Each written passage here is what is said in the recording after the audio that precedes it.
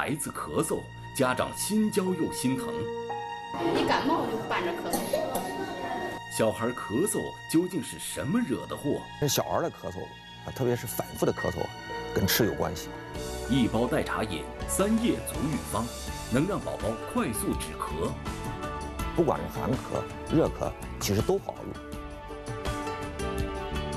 敬请收看《中华医药》。观众朋友您好，欢迎收看这期的《中华医药》。现在大家养孩子啊，都觉得不容易。这种不容易不是因为缺吃少穿，而是通常因为孩子的健康问题。如果一个家庭里边这孩子经常生病的话，那做家长的真的是能操碎了心。很多的家长通过微信平台问我们能不能针对一些常见的儿科疾病进行一些解读，比如说在日常生活当中应该注意些什么来避免孩子感冒发烧。但其实啊，这孩子的疾病啊，往往跟吃有着密切的关系。比如说咳嗽，很多啊都是吃出来的，这也是我们今天要讨论的话题。首先要欢迎今天来到我们演播室做客的2位专家。欧江红，河南省中医院儿科诊疗中心主任、主任医师，擅长中医中药调理小儿脾胃功能以及免疫功能紊乱引起的感冒、久咳、小儿哮喘、反复呼吸道感染和鼻炎。李伟，河南省中医院儿科诊疗中心主任医师，擅长中医中药调理小儿反复呼吸道感染、慢性咳嗽、哮喘等儿科疾病。欢迎2位。欢迎我们健康问诊团的嘉宾朋友们，欢迎大家。首先要请大家来看一个短片，这是我们的记者在制作这期节目之前去到了一家儿科门诊，记录了一些当时的情况，一起来看一看。早上7点半，家长们就带着孩子来这里候诊。大多数孩子是因为咳嗽，还有一些是长期反复咳嗽的老病号。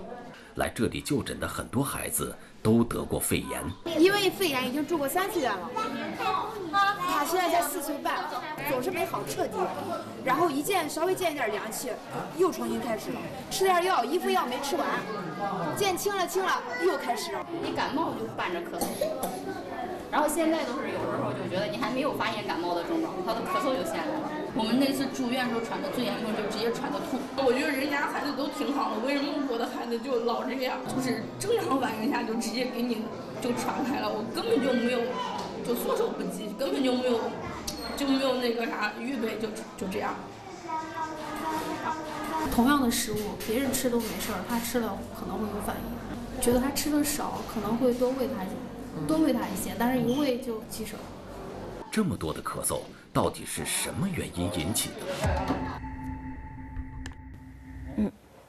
？2位专家给我们讲一讲，这么多的咳嗽到底是什么原因引起的？我见到一个3岁半的孩子，他每天呢只吃一种食物，他主食是什么呢？是奶粉、牛奶。我们通常要求的这个主食了，它变成了一种副食。另外呢，有些孩子呢属那个食肉动物，每天的主食主要以肉为主，或者鱼虾为主。那么类似这样的情况呢，我们都是认为呢他的饮食有问题，就吃得过好或者吃得过细，那这样呢会造成胃肠功能紊乱，胃肠功能紊乱呢，免疫功能呢就会出现紊乱，因此呢咳嗽呢就会反复的发生。就是我想问一下，给孩子吃什么样的食物算是过好，或者是说过细呢？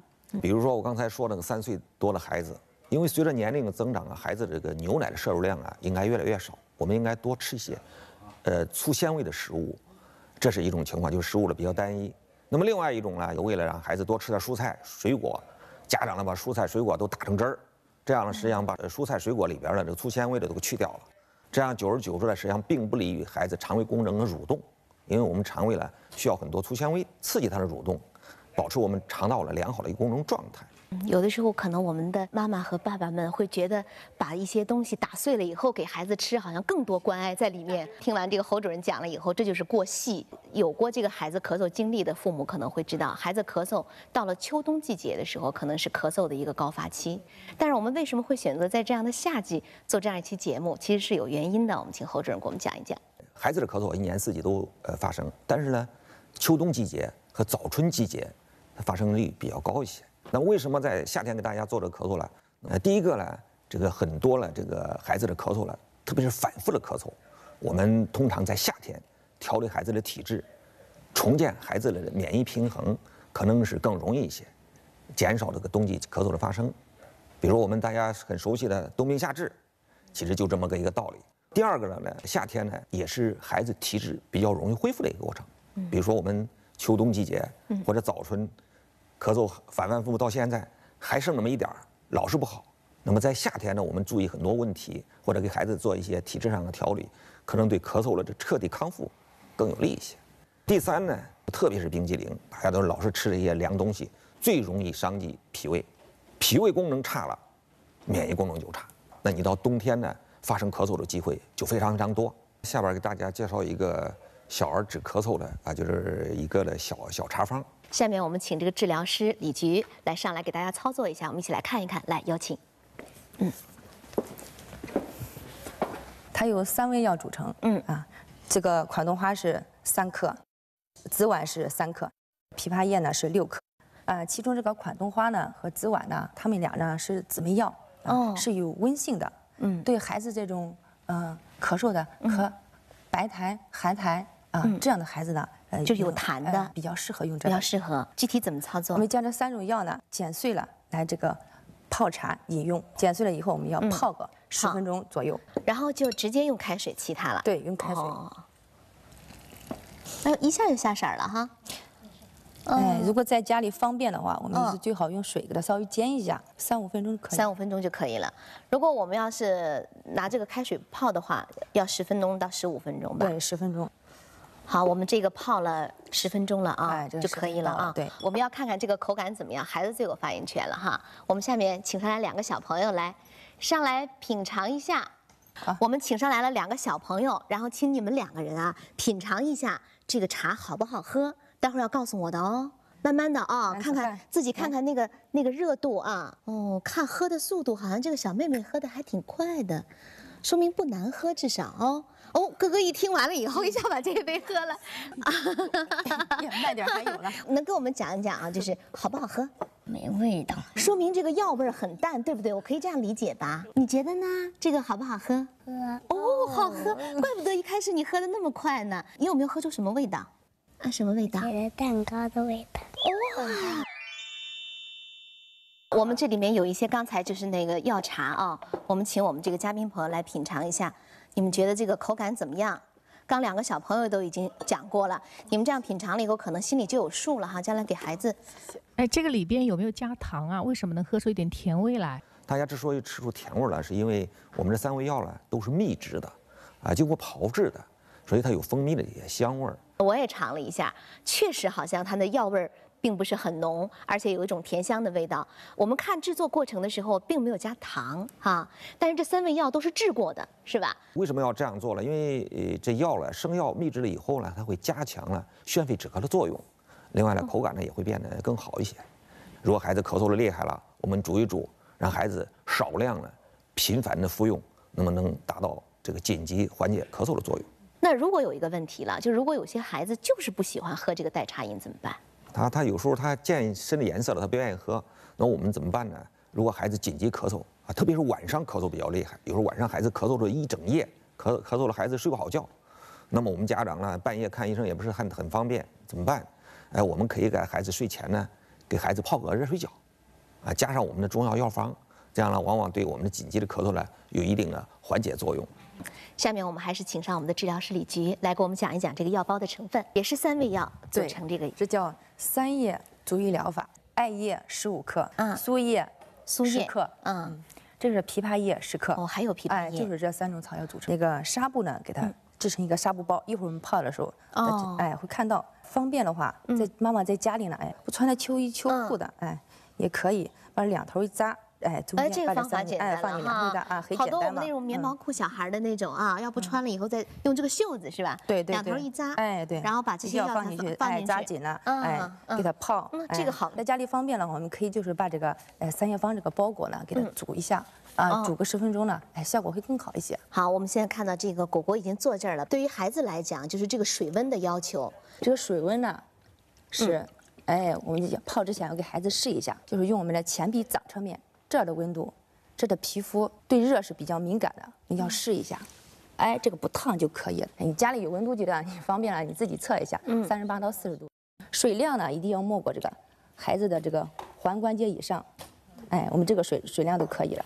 每次呢泡个10到15分钟左右就可以了。或者呢，我们的小朋友泡一会儿，哎呀，他妈妈我头上出汗了，哎，就看看我们的额头，额头稍稍有汗出了，哎，这个时候就可以了。不要给孩子泡得大汗淋淋的。足浴期间呢，要注意多给孩子多喝水，哎，不要着凉了，不要吃这个寒凉的食物，比如说冰激凌之类的凉东西。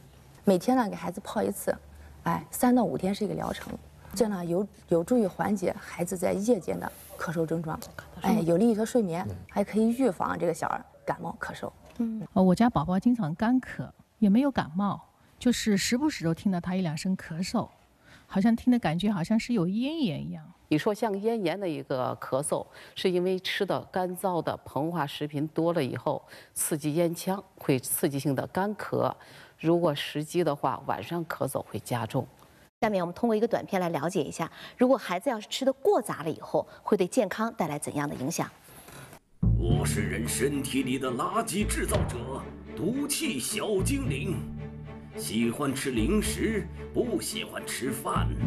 今天，傻瓜主人又给我送来这么多好吃的，有巧克力、雪糕、薯片、辣条、干脆面、火腿肠、山楂片、棒棒糖，哈哈，又可以饱餐一顿啦！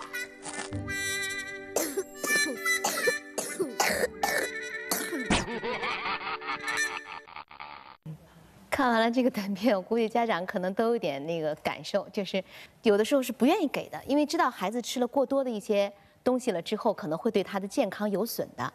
但是有的时候孩子一闹啊，然后可能就经不住闹了，然后就把这东西就给他了啊。所以在这个时候，管住自己，要管住孩子这个零食，是不是这样的？我们家孩子就特别喜欢吃巧克力，但是一吃巧克力呢，他就流鼻血，这是怎么回事儿？其实大多的孩子这个鼻子出血都跟内热有关系，并不多表示他是血液系统上有什么问题了。因为我们中医讲哈，这个甜属于我们中医的甘味，甘呢它有什么作用啊？经常用多了它会有缓治脾胃的作用，它就是等于是怎么解释？就是它能让我们的肠胃功能蠕动减慢，影响我们孩子的消化吸收功能。那么久而久之呢，就容易造成积食，积食久了就容易生热，生热久了就容易生火。我们看到有些孩子喝个粥，要家长加很多糖，否则他不喝，啊，大量的甜食了，还有很多问题。我有一次看个这个病人，小孩感冒，24小时之内他看了3个医生，啊，到我那儿拍了3大堆药，我印象很深了，他开了13块6毛钱的药，他老大了不高兴。太便宜了啊！他就认为这个药，你这个我看这么多地方，你能治病吗？强烈要求输液打针。怎么说呢？我们认为很多疾病跟我们家长有关系，啊，也就是我们最大限度让我们孩子的这个身体自身的抵抗力增强。有的时候我们会觉得，中药会比较慢，然后呢，可能就会着急，怕孩子得肺炎，所以就会给他用抗生素。抗生素是可以用的吗？说到这儿，我都想问问诸位的这些家长们，你们举手，我家里头没有消炎药，任何都没有。一点抗生素都没有了，有几个人？实实在在说，几个？目前对，我们就说目前没有的。那还行啊，1多半呢。我们在300个家长的听课里边了哈，大体我统计了一下，举手了是3%，那就意味着这个300里头只有不到10个人，家里没有抗生素。我们在门诊上遇到这样一个病人，孩子才1岁半，他他说我这个孩子单是住院，花的医药费就是15万。那么我们想一想，15万在1岁半的一个孩子里边，用到他身子里边有多少抗生素？你比如说，我们本来这个楼设计了抗8度地震，你今天这个装修，明天那个装修，今天这儿敲了，明天跟这儿打了，我想这个楼的实用功能肯定不受影响。但是将来呢，能抗8度地震吗？未必。这就为什么我们不提倡滥用抗生素的很重要原因。也就是说，可能有一些孩子不停的这样的生病，也会让孩子的体质会变得越来越弱。对，如果针对这样孩子体质弱，该怎么去调养？因为他不是1天2天弱了，是我们调理的需要过程。我呢给大家介绍一个，平时调理孩子比较虚弱这一类的孩子的这个一个小药方。好，来我们一起来了解一下。首先第一个方我们配齐一共有6味药组成，有太子参、炒白扁豆、生栀子、焦神曲、槟榔、炒牵牛子，一共6味药。6味药呢，按不同的比例进行配，而且这个药了哈，我们要用凉水先浸泡一下。说药配好了以后呢，先倒到凉水里边。这个水呢要泡多长时间呢？一般来讲，我们要泡15到30分钟。比如说冬天，我们泡的时间稍微长一些；夏天呢，我们时间可以短一些。泡完了以后，包括这个凉水一并加入煎锅里煎煮，然后把火打开，让它慢慢的煮开。开锅了以后呢，我们把火放小一点。一般来讲，我们不直接用铝锅或者铜锅、铁锅，有不锈钢的，或者是这个我们直接用砂锅就可以了。15分钟以后呢，我呢建议大家呢再焖泡一会儿，会增加这个药液里边的有效浓度。一般的我们中药呢需要煎2次，完了混到一起，然后孩子再分开喝，这是一种方法。另外一种方法还可以，什么呢？我们喝1次煎1次。比如说我们大孩子3岁以上，煎出来以后，每一顿呢大概我们在喝的6到80毫升。再小的小孩呢，我们可以30-40毫升。那么在1岁以下的孩子呢，10毫升或者20毫升就可以了。一般来讲，每天呢服了2到3次。这种调理呢，也不是要求你们每天都要吃药。比如说我们孩子这段呢，这些亚健康症状很多，那么我们每周呢可以服4到5天，休息个2到3天。那么这个方呢，主要是益气健脾、消湿清热的作用。作为家长朋友，怎么来判断自己的孩子是这一类体质的呢？李总，我们首先看面色，我们看看脸色是微黄的，脸上呢有白一块、黄一块。我们看看小孩手掌，如果摁下起来是黄的，说明这小孩也是体质差的孩子。再一个，小孩没有力气，或者稍微的上下楼梯就要爸爸妈妈抱，就特别发懒。还有一个汗出比较多，汗珠就往下掉。我要给大家介绍一个保健的一个穴位，你就请这个治疗师李菊上来给我们现场演示一下啊！大家看，小朋友低头的时候，你看这背部有一个最高的凸起点，对，这个点是我们说的大椎穴。沿着大椎穴呢往下数3个棘突点，这是1个，2个。3个，这个第3个棘突点呢，往下有一个坑，第3和第4之间的这个位置是吧？对，这个凹陷处，这就是我们说的深柱穴了。这就是深柱穴的位置。因为孩子呢皮肤比较娇嫩，我们今天选择的是温和灸，温热很舒服的。这个距离皮肤呢是2到3厘米，因为孩子呢爱动是吗？我们一定要注意这个距离。哦，就是说在给小孩灸的时候，可能更要注意到他的高度。孩子呢，坐在这里也可以，有的在家里愿意趴到床上也可以。来告诉我，果果现在有感觉吗？有点热热的感觉，热的感哦，微热。我们现在看，其实它的高度还是挺高的啊，已经感觉到热的感觉了，是吧？这个热的感觉你觉得舒服不舒服？算舒服哦，算舒服。灸一会儿呢，这个我们要谈一下这个艾灰。我们一般灸1次需要灸多久的时间？每次呢灸个5到10分钟左右。灸着孩子说微热了，或者是孩子的皮肤呢稍稍有发红了，每天灸1次，每天灸1次，连续5天呢是一个疗程，每月呢给他做一个疗程。艾灸期间呢要注意那个给孩子多喝微开水，避风寒。比如说这个孩子经常咳嗽啦，流涕啦，鼻塞啦，都是比较适合做这个深度灸的。孩子咳嗽，家长心焦又心疼。你感冒就伴着咳嗽。小孩咳嗽究竟是什么惹的祸？小孩的咳嗽特别是反复的咳嗽，跟吃有关系。1包代茶饮3叶足浴方，能让宝宝快速止咳。不管是寒咳、热咳，其实都好用。中华医药正在播出。刚才我们看现场那个治疗师李菊给这个小孩给现场灸了一下哈，下面我们要请侯主任给我们讲一讲这个灸深柱穴这个方法是适合所有的孩子都用吗？其实我们每个年龄段都可以用，只不过我们用了要注意几个问题啊。一个如果小孩小的时候我们要注意，因为我们怕这个烫着孩子。再一个，孩子刚吃完饭吃过饱饭的时候，我们暂时先不要灸。这样呢对肠胃消化呀不一定有太多的益处。另外呢，孩子在咳嗽的时候，同时伴有发热的时候，啊体温升高的时候，异常升高的时候，我们暂时不用这种方法。那我问一下，那个小的小孩可以多小可以救呢？其实只要是孩子能配合哈，我们觉得都可以。那几个月的小孩能救吗？要我说哈，过半岁以后我们都可以用。哦，过半岁以后哈。对，6个月以后我们都可以考虑用。那孩子要趴那睡的时候，你都完全可以给他救，因为他醒的时候他反而容易冻，容易烫伤。那你可以递得远一点，温度稍微轻一点，让孩子有点感觉。你说的除了这些药方和这个艾灸以外，有没有通过饮食提高体质的方法？给大家推荐一个药粥。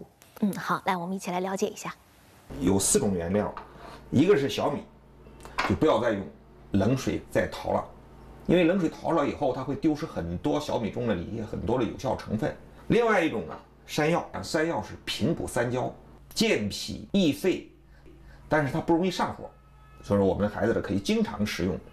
我们选用呢，就是我们常用的一种容易煮面的一种山药，切成了一个菱形的薄片，这样的话山药很容易煮熟。还有一种我们的主要成分呢是百合，百合呢有2种啊，一种是鲜百合，还有一种呢是干的百合。鲜的百合啊，洗干净以后，可以这个到我们的粥快煮熟了啊，或者剩个10几分钟以后我们再下进去。如果是干的百合呢，可以先用冷水先浸泡一下。另外一种呢，还有一个胡萝卜，对孩子大便呢保持通畅，刺激孩子的肠道蠕动是非常有意义的。我们的现在的百合呢，就是干百合，泡水以后，因此呢，我们在凉水的时候直接下进去。首先，我们把水做上以后，打开火，水已经开了，然后呢，我们呢可以下进去小米儿，然后山药同时也可以下进去，胡萝卜片儿也放进去。我想告诉大家了啊，我们煮小米粥了，还有一样东西了，我希望大家能放一点，就是小苏打啊。我们通常家长可能会叫食用碱。第一呢哈，利于把这些小米煮得很黏；另外利于它有些有效成分的吸食出来，让这粥呢煮完了以后保持一个微碱性的一个环境，其实对孩子的肠道功能呢更为适合，可会让孩子这个消化功能更好一些。加多少？一般3口人的话，大概我们加了个。有像我们黄豆籽儿那么大，一般来讲，大滚15分钟以后呢，我们再放小火再煮15分钟，大体上在30分钟左右，啊，这个小米粥就可以煮得很好了。那么这个方案我们叫山药百合小米粥，主要是针对呢，也是孩子平时体质比较虚弱，适用于各个年龄段，而且每天都可以吃。确实，这个粥是适合各个年龄段的人，而我们都知道粥是很养人的。我们也会看到一些这样的情形，就小孩子不爱吃饭的人很多。但是我有一个朋友的孩子恰恰相反，这个孩子胃口特别的好，就是你给他什么他都吃特别香，而且好像胃口还特别的大啊，能吃很多的东西。但就是有一个问题，会经常积食。这样的孩子怎么办？比如我们先说吃的多，那么孩子可能长得特别胖，那么这种孩子也是肠胃的过度运化吸收造成的。这个负担过重了，肠胃功能紊乱了，他就免疫力低下。免疫力低下，它就容易出现咳嗽。除了我们饮食上一些注意事项以外呢，我呢给大家推荐一个简单的摩腹的方法。实际上简单就是揉揉肚子，给孩子揉揉肚子，利于孩子的消化。好，下面我们请这个小朋友给我们配合一下，来给我们教一教摩腹。首先呢，我们让孩子呢平躺在床上，抱搂腹部。或者是冬天特别冷的时候，我们的手呢要提前用热水洗一下，这样接触孩子的皮肤呢比较舒服。或者隔着一层秋衣也可以，用这个手指的指腹，或者手掌掌面紧贴皮肤。开始呢由慢到快，由轻到重，顺时针，顺时针为泻法。什么情况下用泻法？什么情况下用补法呢？比如说孩子呢现在咳嗽比较明显啊，大便秘结、腹胀。脊滞，这个时候呢，我们孩子用泻法。还有一种情况是，孩子现在拉肚子，这个时候呢，我们要用补法，逆时针这样揉，什么程度合适呢？揉着揉着，有的孩子，我想尿尿，有尿意了，或者，还揉着揉着孩子，放屁了，排气了，这个时候呢就可以了。健脾和胃，帮助消化，提高免疫力的效果。就您刚才给我们推荐了这个膜腹的方法可以消食，除了这个方法之外，还有什么其他的方法吗？有些孩子的这个积食体质特别明显，不能单单有膜腹能解决问题了，我们给大家可以推荐一个治疗积食的这个小药方。这种积食的症状特别明显的，很少有孩子超过48小时，他是各种病可能就会出来了，比如说发热呀、积食了很多症状啊，甚至咳嗽的加重啊，有可能发生啊。好，我们一起来看一个短片，了解一下。这个小药方呢，一共由5味药组成，一个是呢茯苓，我们用10克；第2味药呢是炒麦芽，那这个呢也是用10克；第3味药呢槟榔，我们也用10克；第4味药叫栀壳，栀壳呢我们用6克；最后一药是栀子，栀子呢我们用8克，放到这冷水里边。浸泡了15到30分钟，那么浸泡完了，我们再煎煮。这一副药一天呢煎3次，我们可以喝3次。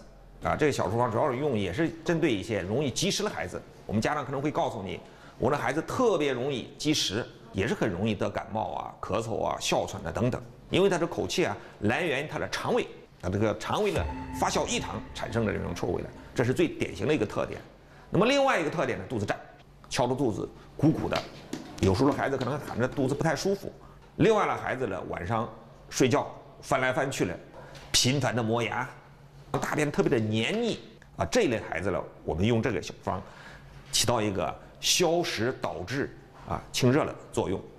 你好，侯主任，我想问一下，就是那个我们家小孩老爱喝酸奶，但是一次喝好几瓶。那个老人呢，他觉得喝酸奶会促进消化，但是我觉得喝多了不太好。您看他是喝多了好还是喝少了好？这个孩子喜欢喝酸奶，这是个普遍现象。有些家长呢觉得这个酸奶利于消化，富有营养，说整箱的给孩子买回家让孩子喝，孩子呢连续喝几瓶，饭也不怎么吃了。酸奶呢我有助于消化，这是对的。如果少量的喝点酸奶利于消化吸收，但是过量了这就不行了。过量呢是不光是酸奶，这酸性的，比如说水果，山楂、草莓，还有樱桃、橘子、菠萝、西红柿等这些酸性比较强的一些食物，那么吃多了都不好。一个是酸性东西吃多了，会改变孩子的体内的酸碱平衡反而呢影响孩子的消化功能，引起肠胃功能的紊乱，所以说进而呢引起咳嗽。为什么？你看看有些孩子咳嗽了，本来轻了，参加个家长的这个婚宴或者什么这个类似这样的一个聚餐活动，一喝饮料，回去孩子又咳嗽了，甚至第2天又厉害了。那么另外呢，还有一种情况呢，就是过酸的东西久了会容易让孩子上火，上火了以后就生热这个呢也会出现问题。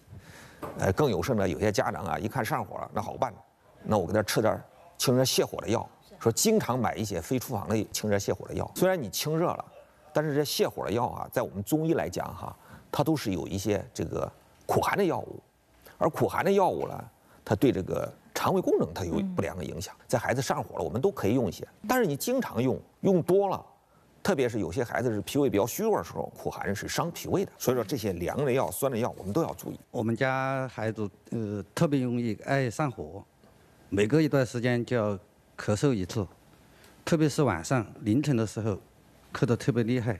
我不知道他为什么火会这么大，有什么办法能够让他的火小一些吗？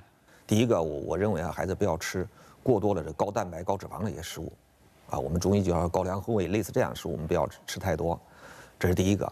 另外，膨化食品，煎炸的食物，或者这些干果一类的东西，那么类似这样的东西都特别容易上火的，我们少吃。那么第二个呢，我们要多喝水，因为我们知道孩子这个水的话，通过尿液是排除体内垃圾很重要的一种方式。家长特别容易给他吃的一些功能化食品，比如保健食品或者我们中药的一些补药我们经常遇到这个家长就是说，侯医生，这个我们弄了很多虫草，那么孩子体质很弱，能不能经常吃？甚至有些保健药是国外进口的，那个我也看不懂是什么药，或者怎么办有什么好处如果是这个药是能解决孩子的很多问题了，那我们就简单了其实这些大量的补品这些药，我们不要给孩子随意的这个使用。你看有些家长给孩子的这个身体没补好，给孩子的这个性早熟给补上去了，小胡子出来了，这有啊，所以说就大量滥用这些补品的很重要的方式。我们最大限度的从饮食中去获取。其实我再给大家推荐一种这个饮食的一种方法。啊，经常吃这些东西的话，可以让孩子的这个火气呢小一点，也是一道粥。好，我们一起来看一下它的制作方法。我们叫山药杏仁糯米粥啊，主要是针对孩子的咳嗽偏热的，比如说咳嗽、痰黄、痰稠，或者是小孩呢平时内热比较大而伴有咳嗽的。第一个糯米，糯米量了多少呢？比如我们3口之家，我们比如说用100克，还有一个生薏米。用多少量呢？跟我们的糯米呢，一般来讲是1/5。生薏仁因为特别硬，不太好煮，用水泡一下，一般泡6个小时左右。泡完了以后呢，还可以捣碎。如果是再小的小孩还觉得颗粒有点硬，那么我们可以煮成水。煮成水之后把生米捞出来，然后用那个水呢再煮其他的东西。杏仁啊，杏仁呢有2种杏仁，一个是苦杏仁，一个甜杏仁。苦杏仁呢，我们主要是用于药用，说我们一般的孩子呢。不宜长期使用，而甜杏仁呢就没问题了。还有一种，我们这个药粥里边的一个主角是叫荸荠，我们有人把它称为叫水下雪梨。它的作用呢主要是清热化痰、生津润肺。所以我们这个荸荠呢刮好皮以后呢，我们给它切成这个碎末小的颗粒。其他几节我们这个地方没有荸荠，用什么呢？你也可以用莲藕代替，或者是我们用什么呢？再加点一些莴笋莴笋也是加强清热化痰的作用，也刺激孩子食欲。还有一个山药，山药呢，它具有中医是健脾益气的作用，它平补三焦，对孩子来讲，胃肠功能的这个保护作用，会更好一些。下边呢，我们就开始煮了，然后我把火呢打开，这东西一定要我们水开了以后才下进去。煮粥里边放一点食用碱。如果说有些家长说了，那我的孩子几个月啊，你说你放这个荸荠颗粒啊，可能他还没有芽，怎么办？那么我们可以把这个荸荠也好，山药也好，包括我们可能你用莲藕，或者是说是用这个莴笋也好，我们也可以事先把它打成汁儿，打成汁儿了以后作为汁儿放到粥里边煮，一定要在粥煮了差不多熟了提前个10分钟左右。然后把那个汁儿倒进去，再稍微一煎煮，就可以让咱们几个月的孩子就照样就可以饮用食用了。现在你比如煮好了，我们把莴笋放进去，我们搅一搅，稍微一煮，我们就可以盛出来了。这道粥啊，我们的这个编导回去给他的小宝宝也做了，他说他发现。给他宝宝做其他粥的时候啊，孩子喝1次大概就不想喝第2次了，但这道粥可以经常做，他非常喜欢喝，他自己喝了也觉得很好喝啊。大家如果感兴趣的话，可以回家试一试。下面要问一下侯主任，就是刚才您提到这个粥可能有清内热的这个作用，我们非常熟悉，都说上火，但这个上火的具体表现到底有哪些？教给家长一些简单的识别的方法。那么第一个呢，就是手心发热，手心发热，脚心发热。我们用手心对着孩子的手心，或者对着孩子的脚心摸一摸，是不是感觉很烫？如果手心脚心你没有感觉发热，看看手心脚心红不红，很红呢也表示内热。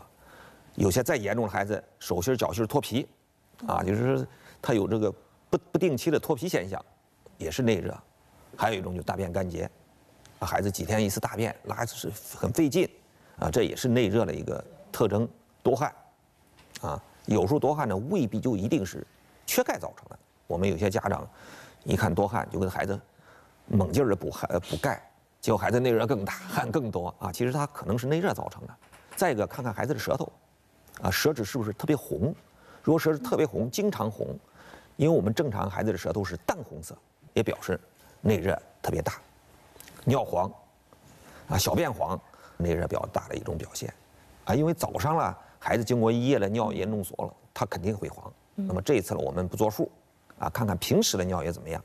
那么再一个，有些孩子的眼屎特别多，经常出眼屎特别多，所有这些问题呢，都表示你的孩子的属于这个热盛的体质这都很容易有病。那个如果孩子的这个内热比较大，除了我们给大家讲那些饮食生活注意事项我也给大家推荐一个，供大家平时来调理孩子这种体质、这种亚健康状态来使用。好，我们一起来看一下。家长通常说我们的孩子火气很大，老是内热很重，那这类孩子呢，也是很容易得了一些呼吸道感染疾病，咳嗽反反复复的发作。接下来给大家介绍的这处方呢，一共由5味药组成，白茅根一共是15克，车前子也是15克。大家看这个车前子的种子非常的细小，煎煮的时候它容易粘到锅底，上面的干的时候容易飘到上面。所以一般的话，我们中药那个车前子要通过包煎。这是我们做了一个2层的一个纱布，然后倒到里边包起来。我们不要包得太紧啊，目的是为了药物的充分的煎煮。然后用一个线绳给它扎起来。第3味药是牛蒡子，牛蒡子呢是要炒制的，它需要有10克。第4味药呢是生大黄，那一般用3克就够了啊。大黄呢，如果是这个大黄的块径比较大，我们可以给它夹碎。最后一味药是生栀子，也是10克，然后浸泡15分钟，啊，浸泡完了以后再煎煮。煎煮的时间呢，我们也仍然煎煮15分钟，啊，开锅以后15分钟，然后呢焖泡到能喝。那这处方呢，主要是用于那个小孩这个平时呢内热比较大，调理孩子体质、预防咳嗽的一个小处方。我们今天讲这个小孩咳嗽，我们听2位专家给我们讲了很多，会发现确实孩子的饮食和孩子这个咳嗽的关系很密切。怎么能够让孩子养成一个很良好的饮食的习惯呢？首先呢，我们让孩子呢要就餐定时，就是说整顿吃饭，因为我们肠胃和我们人一样，他也有休息有工作的时候。就餐的时候呢，时间呢不宜太长，而我们孩子让每一次吃饭时间呢，我们大体上控制在30分钟左右啊，就一定要结束。啊，不要我们孩子这吃一顿饭，然后1个小时，孩子这院里玩的满头大汗，家长叫回来直接拎到饭桌前了，这肯定不好。那么还有一种情况就是早餐，啊，早餐孩子起床和吃饭之间呢，我们一般要大于20分钟时间。啊，有时候家长为了让孩子多睡一会儿，叫不起来，饭准备好了，连筷子都摆上了，迷迷糊糊给孩子从被窝拎出来就坐饭桌上了，这孩子迷迷糊糊也就像我们的发动机一样。整个我们发动机时候完全没有启动状态，我们要有个怠速过程。我们经常，特别是急着上班送孩子到幼儿园的家长，我们经常会遇到这种情况：孩子迷迷糊糊吃不进去饭，家长着急，实在不行了我就喂，赶快塞碗，快到点了，快让孩子吃。孩子喂了勉强吃到肚里头了，稍微小心都吐出来了，或者孩子不怎么想吃，家长不愿意就吵，实在不行了揍2顿，一揍孩子一哭一闹，本来吃了2口饭又吐出来了。那么另外的话，我们让孩子啊专一的吃饭，啊，吃着饭看着电视讲着故事，玩着游戏，这个都不太好，啊，这样的话反而利于孩子的这个消化吸收功能，保持孩子在就餐时候有一个安静、愉悦的环境，不要勉强孩子吃饭。我请问一下侯主任，就我们家小孩一咳嗽，然后全家人都一块咳嗽了，就是这种情况，你说怎么办呢？啊，其实呢这种情况呢，我们在特别是经常反复咳嗽。今天好吃完药好一点，明天又加重，这类似的咳嗽，我们后来发现一个现象，通过调理呢没有效的解决问题。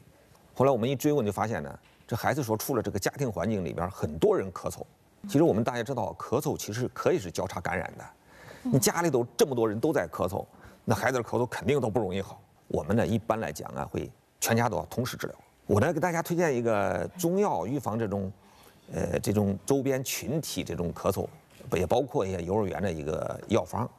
我们来看一看：苏叶15克，桔梗15克，黄芩15克。家长们注意啊，主要是针对成人的一个剂量。关键是孩子用的时候了怎么用。成人呢，我们煎完了以后啊，煎1次啊，喝1次。这一副药呢，我们一天一般煎3次，喝3次。成人呢，我们每次呢200毫升左右。那么孩子呢，特别是3岁以上的孩子呢，我们可以稍微少一些，比如说50到100毫升，能喝了让他喝100毫升，不能喝了50毫升也可以。如果3岁以下的孩子呢，可以20到30毫升，这样的话量少一点。全家可以一起来来预防。我们今天讲这个小儿咳嗽，我们知道说孩子如果咳嗽的话，会影响孩子的睡眠。刚才我们还讲了，如果是吃的不对的话，也会影响孩子的睡眠啊。可见这个睡眠对孩子长身体有多么的重要啊。下面呢，我们还是要请上我们这个治疗师李菊老师来给我们教一个按摩的方法，有助于孩子的睡眠。第一个呢是揉迎香穴，我们来找一下迎香穴的位置。哎，在面部这个鼻翼的两侧，哎，旁开0.1寸，这个鼻垂沟中这个位置，这个是治疗我们鼻塞、流涕，哎，预防感冒的。左右揉也可以，这样画圈揉也可以。每次呢揉个1到3分钟。哦，1到3分钟。每天做个2、3次，经常揉一揉，还可以预防这个对，预防上呼吸道感染。哎，第二个穴位呢是四神聪穴。四神聪，在头顶部。哎，就这样。这个百会穴的前后左右各1寸。首先呢，我们要先找一下这个百会穴的位置，在这个头顶部这个两耳尖，两耳尖的连线这个中点。那个四神聪呢，在这个它的前后左右是吧？哎，后左右对，哎，先揉左右两边的2个，然后这样的话，在前后揉，一般是多少次，或者是多少分钟？也是每次揉个3分钟，3分钟啊，也是每天那个做个2、3次。孩子在睡觉前呢，可以加强1次。在睡前做1次呢，有利于这安神益智，醒脑开窍。给我试一下啊，加上上来可以那个宝宝妈妈来，对，我们先找一下百会穴的位置，对，哎，耳尖就连线，哎，两线，对啊，位置，连线的终点，这是终点，哎，对，终点，前后左右，这是百会穴，百会穴，百会穴的前后左右各1寸。他们中有人全身僵硬，生活难以自理；有人抑郁成疾，找不到生活的乐趣；还有人沉溺于灰暗，始终难以自拔。面对不同的疾病，医生却选择了同样的治疗方法。小小电极，究竟如何改变大脑？敬请期待下期《中华医药》。